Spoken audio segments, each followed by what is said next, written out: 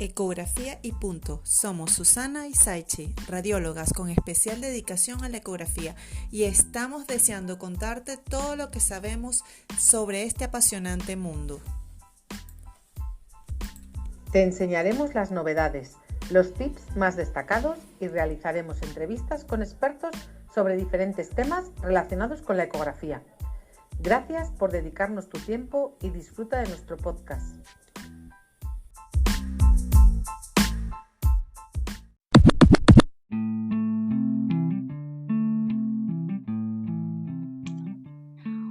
Hola, buenas, bienvenidos a nuestro nuevo episodio de Ecografía y punto. Hoy Susana y yo queremos conversar sobre la ecografía de tiroides, una de las exploraciones más frecuentes en nuestra consulta diaria. Hola a todos, ¿cómo estáis? Efectivamente, la ecografía de tiroides es la técnica de elección para valorar la glándula tiroidea. Debido a que últimamente el uso generalizado de las pruebas de imagen para valorar las enfermedades del cuello hace que se detecten de forma incidental mucha patología en la glándula tiroides, sobre todo el nódulo tiroideo. ¿Sabes, Saichi, que hay una prevalencia en la población general de hasta un 67%? ¿Qué quiere decir esto? Que 1 de cada 3 va a tener nódulos tiroideos a lo largo de su vida, con lo cual es una exploración, la ecografía tiroidea, relevante.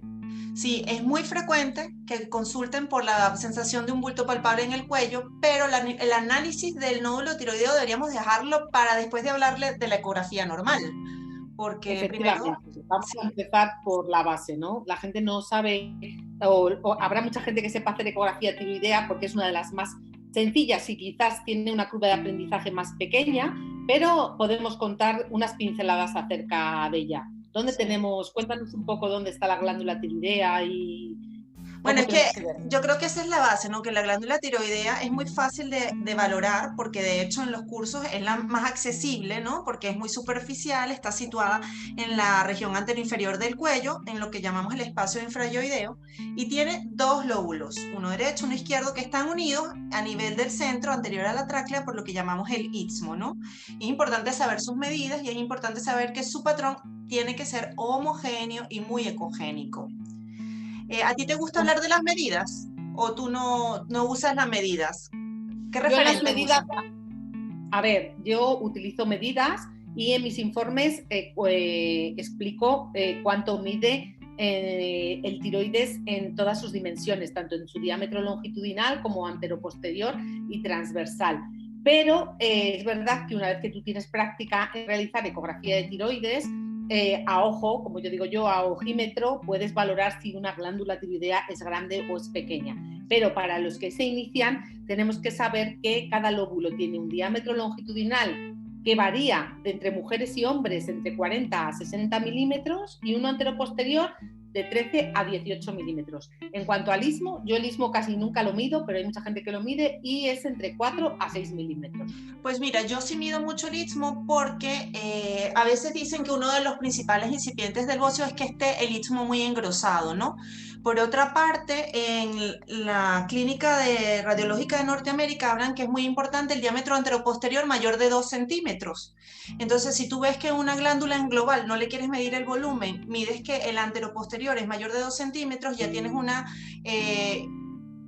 medida fiable de que tienes un bocio o que tienes un incremento de la glándula tiroidea, ¿no? Ah, está muy interesante. Y en cuanto, yo cuando empecé la especialidad de radiodiagnóstico, me empezaron a enseñar la ecografía de tiroides, había gente que medía el área de la glándula, cosa que ahora creo que está en desuso.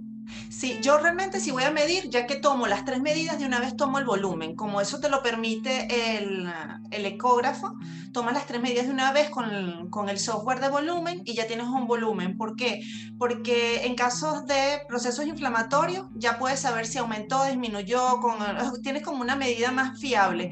Y muchísimas veces llegan diciéndote es que tengo bocio, tengo la glándula grande y está aumentada. Entonces, si tú no le das un volumen, no le das unas medidas, después a lo mejor el endocrino no se siente fiable de que realmente la tiroides es normal, ¿no? Es un poco para poder tener como No, una claro. interacción, ¿no? Pero con la medida anteroposterior, transversal, y tenemos suficiente para Bueno, que valorar y comparar. claro, con esas medidas te da el volumen. Entonces, evidentemente, yo dejo las medidas reflejadas en la foto y pongo un volumen, que es el que da la cuantificación allí, ¿no? Ahora, en Genial. condiciones normales, tú comparas la ecogenicidad con los músculos, ¿cómo te guías, ¿no? Porque eso es un punto importante de decirle a Sí, las personas. teóricamente tiene que ser la glándula homogénea, un poco más ecogénica que los músculos. Exacto. Y tiene que estar con bordes bien definidos y que se separe, o sea, que sea nítido con respecto a las estructuras circundantes, o sea, a las estructuras que están alrededor. Entonces, cuando tú realizas un informe de la glándula tiroidea, siempre dices de tamaño, morfología, que los bordes sean lisos o sean irregulares o lobulados, y ecogenicidad normal, hipoecogénica, hiperecogénica, en función. Y luego el Doppler para valorar la vascularización, muy importante en la patología difusa del mismo, que ya veremos posteriormente. Exactamente, sí, básicamente eso. Y por último, nunca dejar de explorar las cadenas laterocervicales, ¿no? Porque eso nos da un poquito también de abordaje de cómo están las cadenas ganglionares y si la morfología de los ganglios es patológico o no. Porque tanto en la patología difusa como en la neoplásica puede haber alteraciones de los ganglios, ¿no? Y yo vuelvo a lo mío. Antes dijiste que era una glándula muy accesible y muy superficial, con lo cual todos los que nos oyen ya tienen que trastorno deben utilizar para realizar la ecografía de tiroides, ¿no? Sí, bueno, no está de más recordar lo que es un transductor lineal, pero sí es importante porque a veces pensamos que al ser tan superficial hay que ponerle muchísima frecuencia, pero no necesitas tanto, a veces más bien tanta frecuencia no te deja ver bien porque dependiendo de la persona, si el cuello es un poquito más grueso que en otros, vas a necesitar un poco más de profundidad. Entonces yo sí opino que la media tiene que ser de 12 megahercios y no mucho más, ¿no? O sea, no irse para muchos más unos tractores de más frecuencia. Una cosa es eso, o sea, sonda lineal con una frecuencia, ¿tú qué dirías? ¿Aproximadamente entre 8 y 10 megahercios más o menos? Yo diría entre 10 y 12.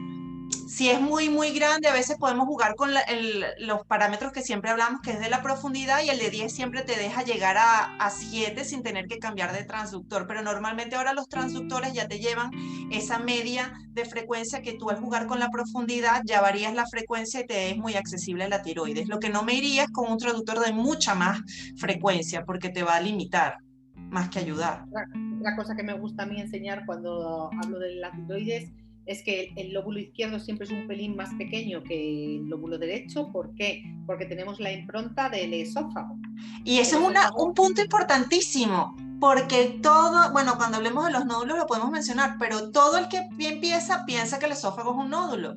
Y eso es muy importante, reconocer el esófago. Eso es muy importante. Y luego que hay un 10% de pacientes que tienen el esófago en el lado derecho y te vuelves loco. Sí. O que es grande, porque a lo mejor es muy delgadita la tráquea y lo puedes ver de lado y lado. Es bien. Pero si te quedas ahí estático, parado, y ves cómo cuando realiza la deglución, cómo mueve y cómo pasa aire, vas a poder identificarlo estupendamente. O hacer el giro del transductor y ponerlo longitudinal, ya ves que es una estructura lineal que va de arriba abajo, evidentemente ya no es algo de la tiroides, ¿no? Todas las capas perfectamente, es una pasada. Sí. Bueno. O sea, eso del esófago me gusta contarlo porque la gente es una de las estructuras que primero confunden cuando realizan la ecografía de tiroides y es un punto importante, un punto muy importante a tener en cuenta. Cuéntanos un poco cómo hay que poner, o sea, qué preparación necesita el paciente, cómo hay que colocarlo, es importante algo en especial. Yo creo que es una exploración incomodísima. Yo creo que es incomodísima. El pobre paciente siempre está con la cabeza colgando.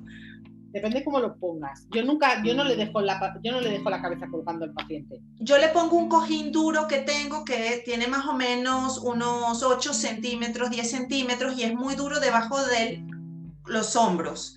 Entonces les obliga a ellos a hacer hiperextensión. Y tengo un cuadro de lo más bonito detrás de la cabeza que les mando a mirar y entonces ellos hacen un poquito de flexión hacia atrás, estimulados por la visión y se olvidan un poco. Pero en los abuelitos que tienen muchísima cifosis, los pobres sufren muchísimo. A veces ya la cifosis te hace de cojín. Yo normalmente intento adaptarme a su cuello lo más posible e intento hacer la menor hiperextensión posible. A veces no queda más remedio, pero es que a mí me da muchísima grima el tema de la hiperextensión excesiva porque el cuello sufre mucho. Y se marea. A mí no me gusta. Y aparte de marearse, yo intento hacer la mínima posible y luego lo que cuesta mucho es los cuellos cortos. ¿Qué me dices de los cuellos cortos? Claro, es que eso es horrible porque la verdad es que limita muchísimo, ¿no? Para hacer la medida craneocaudal te vuelves loca, o sea, no llegas a dar el giro de la sonda. Y usas panorámica, porque cuando esos óseos miden 40 mililitros, que son inmensos, que no te caben, ¿tú usas la panorámica o sientes que te da menos fiabilidad? Me encantaría usarla, pero tengo la desgracia de no disponer de ella. Entonces, no puedo usarlo. En mi ecógrafo existe la modalidad de convexo virtual, o sea que te hace eso está bien, eso está bien. Sí. Te da bastante margen de visión. Sí, yo creo que casi siempre se hacen con el convexo virtual y bueno, una que otra que te digo que ya aprovechas el panorámico, pero bueno, con la deglución el panorámico también sale a veces bastante movido y tardas un poco más en hacer la exploración. Eso es una la visión panorámica es más moderno y casi la gente, los ecógrafos no dispone la opción. De esa... Mira, ¿y tú crees que debe ser obligatorio el Doppler, no? La gente se debería quedar con... Si lo tienes, hazlo, ¿no? ¿Tú crees que es incompleta si no le pones Doppler? Bueno, o sea, a ver, si es una exploración normal por tema de nódulos tiroideos, a veces no... A ver, con el nódulo tiroideo hay que utilizarlo, es que hay que ver siempre cómo están las arterias tiroideas superiores e inferiores. Y en la da muchísima información de cómo está la glándula, de inflamada o no. O sea, que me parece prioritario utilizar, es completar la exploración. Sí. Bueno, yo creo que por aquí hemos terminado de la patología normal, ¿no te parece? ¿O quieres señalar algo más? Yo creo que tengo ganas de introducir el siguiente episodio donde hablaremos del nódulo tiroideo y resumiremos en muy pocos pasos las características que tienen que identificar, que con eso será fácil detectar si un nódulo es benigno o maligno. Y entonces tengo ganas de que escuchen el próximo ya. Muy ilusionados de que vengan y nos esperen en el próximo episodio. Hemos culminado hoy. Muchas gracias por escucharnos y hasta la próxima. Adiós. Adiós.